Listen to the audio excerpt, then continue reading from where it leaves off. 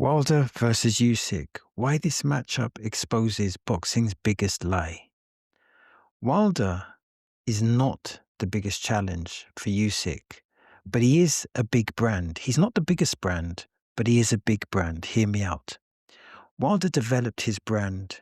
He developed and marketed him as a brand through knockouts and through the Tyson Fury trilogy. So that's two phases. The first phase was his brutal knockouts, and the second phase with his Tyson Fury trilogy, which really was a significant trilogy that resonated and had cultural impact. A lot of us were in tune to that fight for a variety of reasons. Can Deontay Wilder score another vicious knockout? Will Tyson Fury be able to regain his previous elite level performance that he had against Klitschko? And could Tyson Fury, going from having mental health problems, addiction problems, weight issues, could he turn it around? There was so many different narratives. And of course you got to give both of them credit. They both contributed to great marketing in the first fight and in the second fight and in the third fight. So Wilder is a brand, and brands are important. However, I would argue that Wilder, respectively, does not presently present a boxing IQ challenge for Usyk.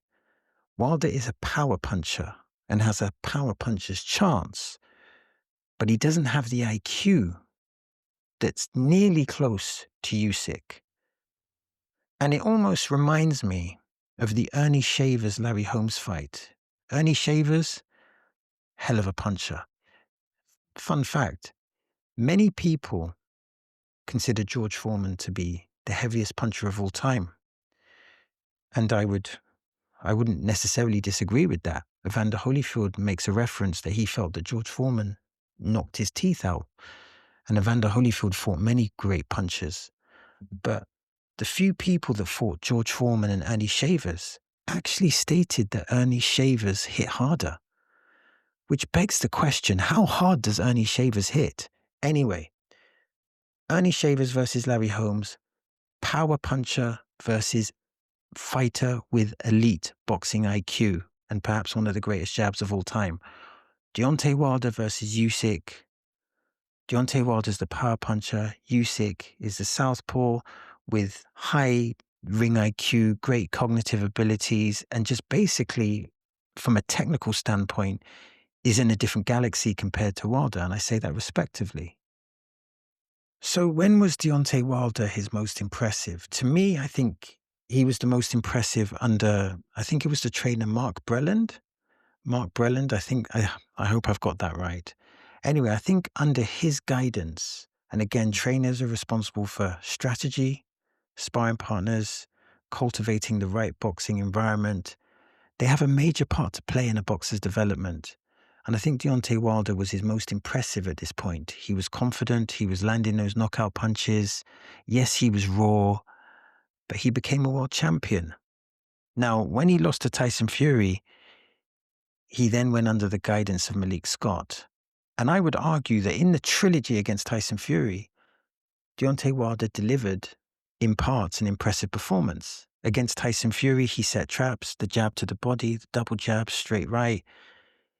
He was presenting problems for Tyson Fury, and I felt that his reaction times, his speed, his power, it was all there. And again, Tyson Fury, I think, just knew too much for Deontay Wilder. But Deontay Wilder put Tyson Fury on the floor, I believe, twice. It was a good performance. But since that time, it seems that Deontay Wilder has lost his confidence. And it doesn't seem like he's setting traps. It seems like his boxing IQ has gone down, not up. And that's a problem. Against Joseph Parker, he was stuck in first gear and he did not roll the dice. He just didn't take the risks necessary to win the fight. Against Zhang, he could not handle the power and he could not handle the southpaw position. Now, Zhang is a slow southpaw and he struggled with the problems that Zhang presented. So how he will cope with the elite footwork, speed, and precision of Usyk from the southpaw position, I mean, it's a very, very big ask for Deontay Wilder to even make this fight competitive. And like I said, his confidence has gone from here to here. And that to me would kind of negate his biggest opportunity and his biggest chance, which is landing that knockout punch. So let's talk about Usyk. Usyk states he has 2 or 3 more fights. Now, based on the premise that he's only fighting 1 fight a year, for example, I think last year he only had 1 fight, that could mean that he could fight for another 2 to 3 years.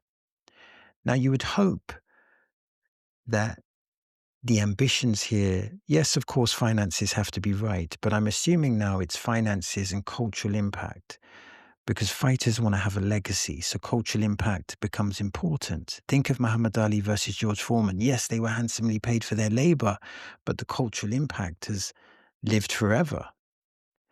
So you would think that Usyk is looking to create memories. Now, there's an important thing to mention here. And that, again, the Deontay Wilder fight isn't big because of the difficulty level. It's big because of his brand. However, there's a caveat here. Deontay Wilder has a puncher's chance. He is a significant puncher. He also has long arms, and he generates power from straight punching. So he definitely has a chance. Remember, Ernie Shavers, arguably the greatest power puncher of all time. He was not an elite technical fighter, but he was able to drop Larry Holmes, who was an elite technical fighter. Of course, Larry Holmes got up and he won the fight. But Deontay Wilder has a chance. It's just how big is that chance? Considering Usyk's skill and elite caliber, you would say that chance is quite small. But then when we look at Usyk, there's a few questions to ask. Is the passion still there? That's the important thing. Can he look in the mirror and say, does he still want to do this? Is he still willing to put in the work? Is he willing to work as hard as when he was a challenger? Is he still willing to go through the grind? Is he still willing to go through the pain? Only he can answer that question. But also it's important, I guess on one hand, it's important not to miss an opportunity. Imagine if Muhammad Ali had never fought George Foreman. Imagine if Evander Holyfield had never fought Mike Tyson. So it's important not to miss a massive cultural opportunity that can live in the minds forever. But also, you don't want to wait for Father Time. Of course, Father Time remains undefeated. But unfortunately, we never know when Father Time comes. So I guess what I'm saying is this. Usyk needs to be careful. He needs to be careful because he's not just fighting dangerous opponents. He now may be fighting Father Time. And Father Time, as they say, remains undefeated, but Father Time is different for every different boxer. But here's a question. How much does an undefeated record mean? How much does it mean to him? Now, very few leave on top. You can think of Floyd Mayweather, Joe Kozagi, Andre Ward, and of course, Rocky Marciano. But very few leave at the top of the mountain. However, the counter-argument is, if you lose, there's a chance for a successful comeback. Think of Muhammad Ali, think of Evander Holyfield. However, it would be nice to see Usyk retire on top of the mountain. But whether that happens, only time will tell.